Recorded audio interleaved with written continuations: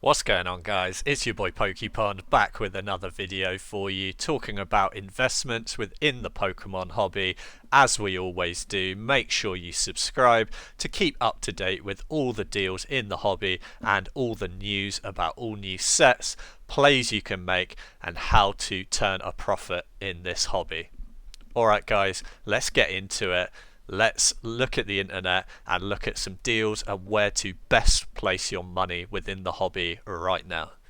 Okay, guys, so today we're going to be looking at what are the best ways to invest in the Pokemon hobby if you're looking for an investment standpoint for the mid to long term. When I'm talking mid to long term, I'm talking at least a year, probably 1 to 5 years. If you can hold something for 5 years, you're probably going to do very well out of it, even on the worst sets.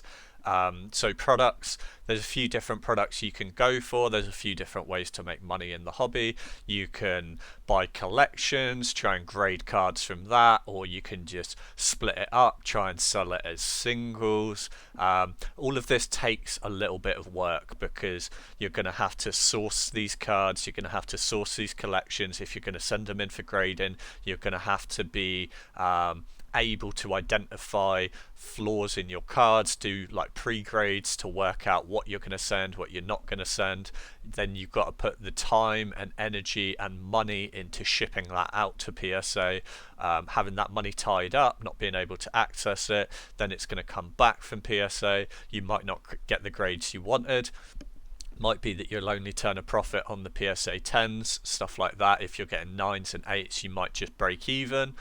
And it takes a lot of work and it takes a lot of skill to learn what cards to do that with, and you're probably not going to make money straight away. You definitely can make money that way, and a lot of people do, but you have to build up your own skill in doing that. However, there is a much easier way to make money in the hobby, and that is through sealed products.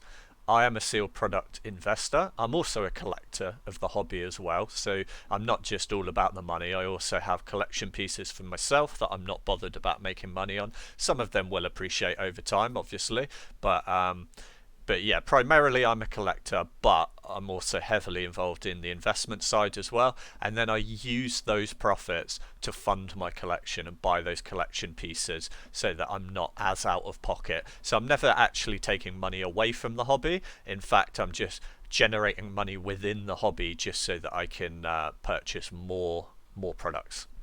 So, sealed products, you don't need any prior knowledge really, if your time horizon is long enough. So the best product for you to do this with, if you've got the money, is booster boxes. So the best way to do this is to pick up booster boxes at bargain prices as they're coming out, or within the first sort of 6 to 12 months of a product coming out, because it's still in the printing cycle. Within the first year at least, products are often quite heavily reprinted by the Pokemon company, and that's to meet the current demand levels.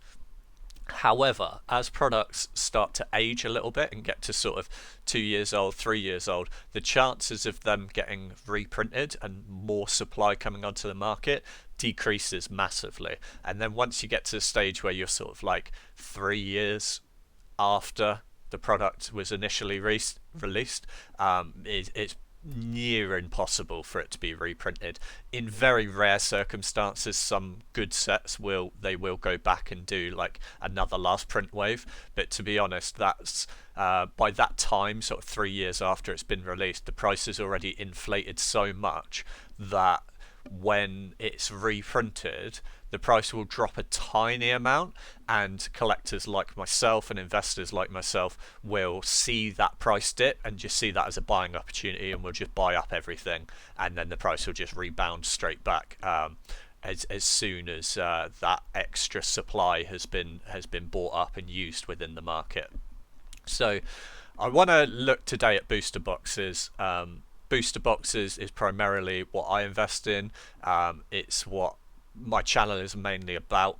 sort of tracking the prices of booster boxes. So if you're not subscribed, make sure you subscribe, because if you want to make money in this hobby, I'm always pointing out deals and tracking prices on everything and keeping you up to date with the best ways to invest, because it changes a lot. Now, in the Sun and Moon era and the Sword and Shield era, I did invest quite heavily into Elite Trainer boxes, because at the time, Elite Trainer boxes were the fastest growing investments, and now I'm sat on quite a few, and while some have increased in value a little bit, some of them just haven't moved at all, and they're not the best product. Booster boxes have always been the best product to invest in. The reason why I didn't always invest a lot of money into booster boxes is because I didn't have a huge amount of disposable income to put into it.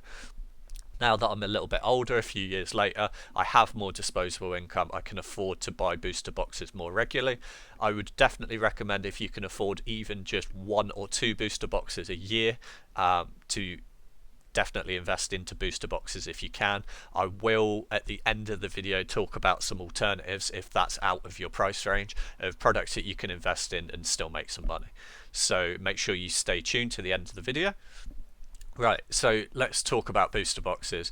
There are no modern sets, and when I say modern sets, I mean anything XY era and onwards, that haven't raised in price on the booster box if you keep it sealed. Even the worst sets that have come out raise in price over time. They just need that time to appreciate. Sun and Moon base set, I come back to this one quite often in my videos because I had a lot of success personally investing into this. It's not a great set at all. It was really bad. It took a little bit of time for it to go up in price, but you can see they are currently going on TCG Player for $267, so more than double MSRP. So you would have more than doubled your money if you'd have sat on this. You would have had to wait 5-6 years to get that double your money. But if you're thinking about maybe like even just like 120% profit on the initial investment at MSRP, and that's being very modest, 120 over 6 years, you're looking at a average of 20% gain per year, which far exceeds anything. Even if you're doing really well on the stock market, the best money managers in the world can only average 8 to 9% return on your investment, whereas with these Pokemon booster boxes, on the worst set possible, you're getting a 20% return if you hold it for long enough, and that's every single year. That's compounding on top of each other. And if you manage to pick a good set, so as you start doing this longer, you start looking at set lists, you start paying attention to my channel about what sets are doing well, why sets are raising up, you'll be able to start to pick which sets will do really well. For example, Evolving Skies, I was well aware that that was going to be a fire set. I invested heavily into it, and now the profits are just going to the moon. Like I said, this is a huge increase on your investment if you look at it on the long term, and these are on the worst sets. I've picked out a few more like pretty bad sets in my opinion that have done really well. Crimson Invasion, not an amazing set. I thought this was quite a poor set. $202 already, so it's nearly double the MSRP price already, just sort of 5 years later after release, 5-6 years. We'll go back a little bit further, so we'll look at like the XY era, like I was talking about. Steam Siege was a bit of a meme because it was dubbed the worst set that had basically ever came out. These were going at MSRP and below MSRP for at least a year after these came out, and they're currently going for $391, which is more than 2 times, nearly 3 times what the MSRP was. So this set is a little bit older now, but you would have more than tripled your money if you'd have invested into this when this had come out, or like I said, in that window of 6 to 12 months after it came out. And yeah, like I said, these are the worst performing sets. There are no booster boxes, and I've been through every single one. There are no booster boxes from XY era onwards that haven't raised in price if they've had enough time. There are some that are more recent, like very, very recent, like in the Scarlet and Violet era. They just haven't had their time yet to appreciate. It does take a bit of time. Some of these sets, especially the bad sets, might take 2 years before they start seeing a tiny increase, and then they'll just slowly, like this, creep up. Look, we'll zoom out 1 year on Steam Siege. You can see, look, it just hovers around here. I mean, this here from a year ago, this is still well over MSRP. This is still more than double your money at the start of this year. And then you can see as they get older and older, they just creep and creep and creep and creep and creep, and they just go to the moon basically. And these are the worst sets. Let's look at something a bit more modern. Chilling Reign has been out for just over a year, probably coming up to a year and a half now, if I had to guess off the top of my head. This is the 1 year chart. It's up to $146. You're just starting to see that appreciation now. On a really quite recent set, and you're just starting to see these prices start to creep up. 146, you're looking at maybe what 15, maybe 20% gain in the last year or so. Give this set another 4 or 5 years, this is going to be triple the price potentially, or there or thereabouts, I would imagine. Let's look at an even more recent set, a bit more of a popular one, Fusion Strike. You're starting to see it creep up again already, and these sets haven't even been out that long. Fusion Strike is really not that old, and we're already up to 145 on the booster box. 145, that's again probably something about 20-25% gain, there or thereabouts. That's quick maths off the top of my head. I may be a little bit out with that, but you're definitely seeing a gain on MSRP on products that really haven't been out that long. Booster boxes are a tried and tested method, and you don't need knowledge to do this. Knowledge will help because you'll be able to pick out the better sets, but even if you pick out the absolute stinker worst sets, if you leave them for enough time in a mint sealed condition, it's gonna go up in price, and it's probably going to outperform a lot of the stock market and money markets as well, especially like ETF funds and stuff like that, if you're aware of how the stock market works in those ways. If you can't afford booster boxes, there are a few other alternatives. My eyes have been opened up to these products. I'm aware of some of them.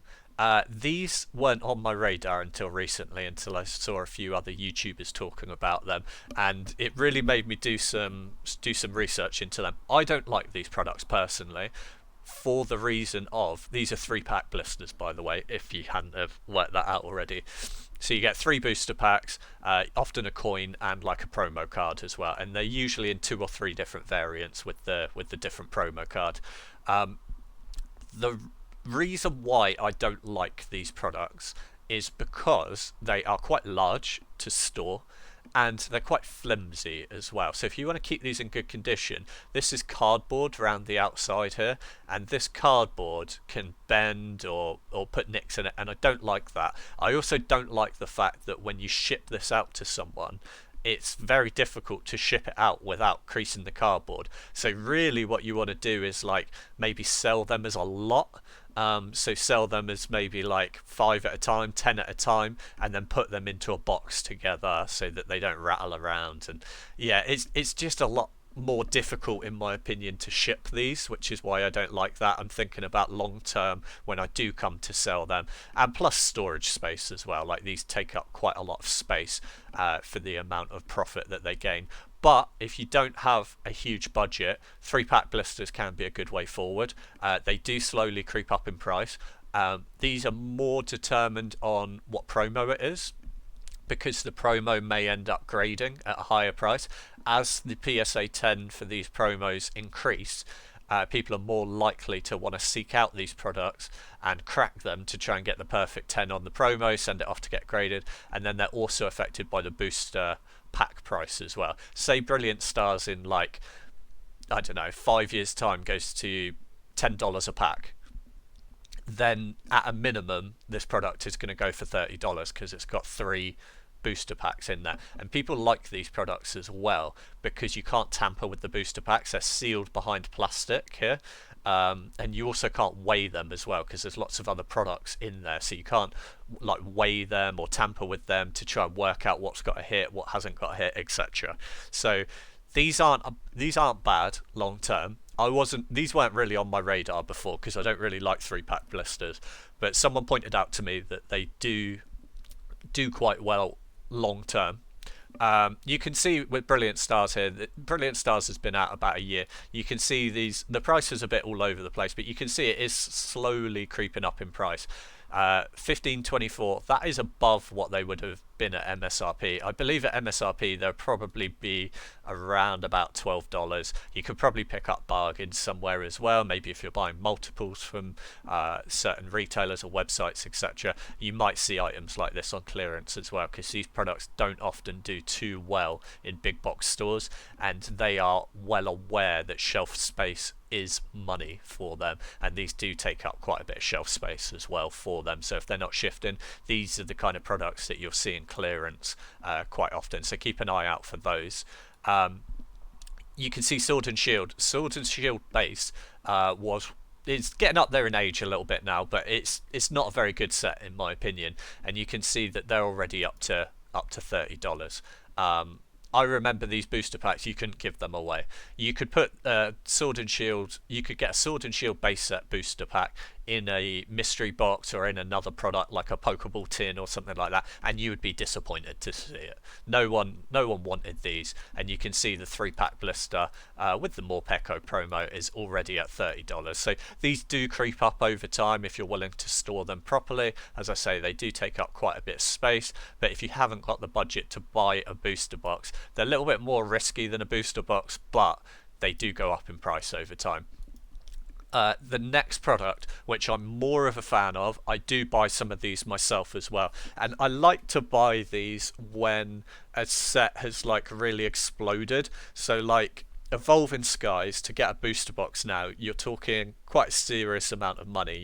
You're talking in the $300 plus to $400 range for a sealed booster box of Evolving Skies now.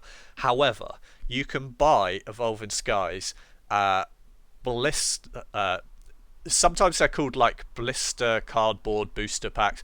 I prefer the term sleeved booster pack, and they're basically a booster pack in a piece of cardboard.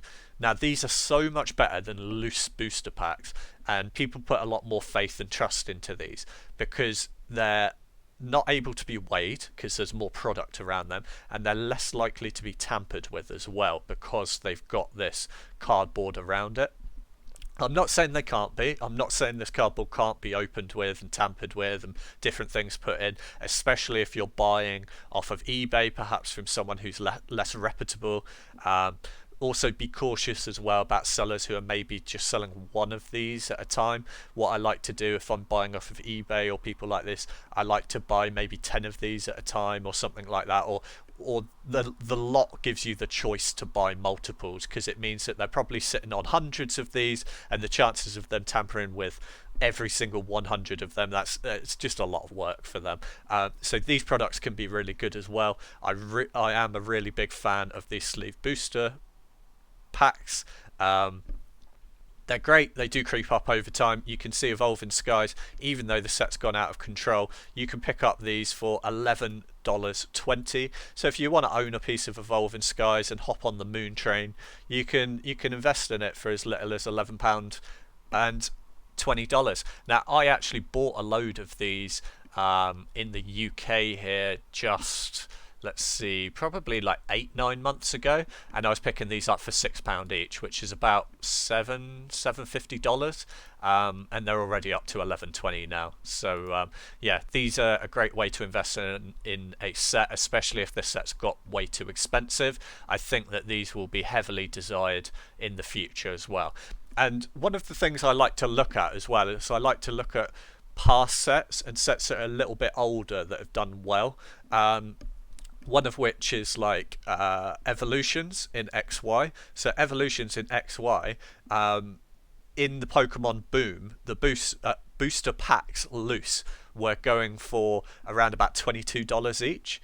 Now, there weren't many of these sleeved booster packs around, but the few that are around, and the sleeved blister packs as well, which is like the plastic version, we're going for so much more money. Like I said, people are way more likely to invest in these and buy these singularly in the future than a loose booster pack. And the reasons are, like I said, it's less likely to be tampered with, and it's less likely to have been weighed or anything like that. Just less likely to be messed around with, basically. I am quite happy buying these products. I love them. I think it's a great way to get into sets if you're on a budget, and they do increase over time. Let's look at Fusion Strike. So Fusion Strike is really not that old. I think it's a good set, and you can pick these up now for $3.90. If you don't have the budget to buy a booster box, I think this is a really, really good investment. I don't think you'd be disappointed. Maybe you buy 10 of these now for $39. You sit on them for 4 or 5 years. I think they're easily going to double, triple in price.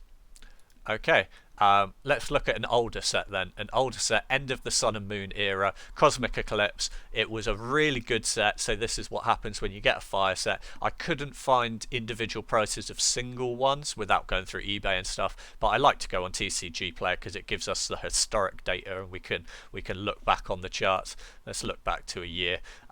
You can see these do still gain in price over time, and this is just in the last year. This product's been out for quite a while now, but this art set at retail would have cost you somewhere between $12 to $15 for all 4 of these, and they're at $85 now. So yeah, if you pick the right set as well, these work just as well as booster boxes do.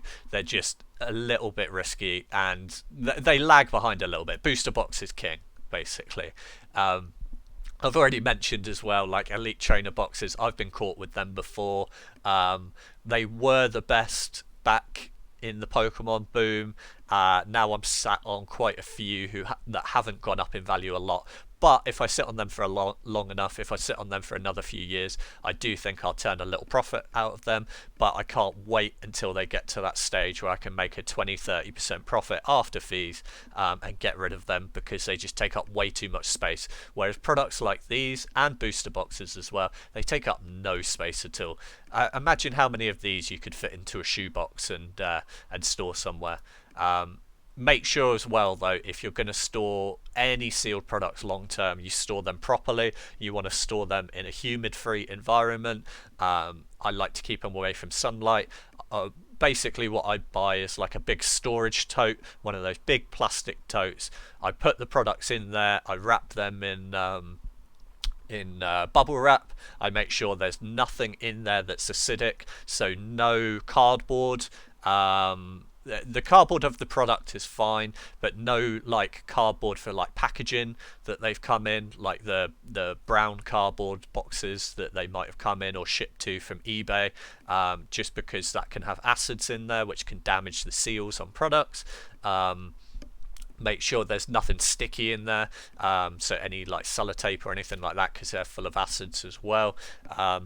What I tend to do is, like, when I get shipped products that I buy off of eBay, if there's bubble wrap in the packaging, what I'll do is I'll cut around any parts that have had any tape on there, and I'll just run my hand over any of the bits of bubble wrap just to check that none of that is sticky, just to make sure there's no like tape residue on any of it, and then I'll recycle that bubble wrap and use that to wrap up my products in the storage totes. And then what I do is I buy loads of silica gel packs.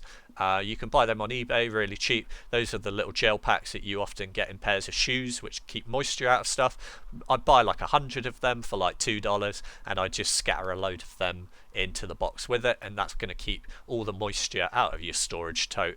And it means that your storage tote, when you open it up as well, it has a fantastic smell of like new product. You can still smell, like, even years later, like the fresh smell of like a fresh product, like fresh, like the cardboard and ink that they print it with. Oh, it's a lovely smell. And if you smell that, you know that your totes are nice and airtight and your products are being kept in the tip-top condition. The last thing I wanted to look at is booster bundles. Booster bundles are a fairly new product. I think these are going to do well long term. I think these are also a great way to invest. I think that if you can't afford to buy a booster box, this is also a potential good option. Prices on these for like slightly older sets like Silver Tempest that have been out for about a year or so now really haven't crept up in price that much yet. They've gone up a tiny amount, but you can still get good bargains on these. I think these are going to do well long term if you're going to sit on them for a few years and you don't have the budget to buy a booster box. I think they're going to grow at a similar rate. But yeah, like I said, booster boxes are king. Sealed product is king.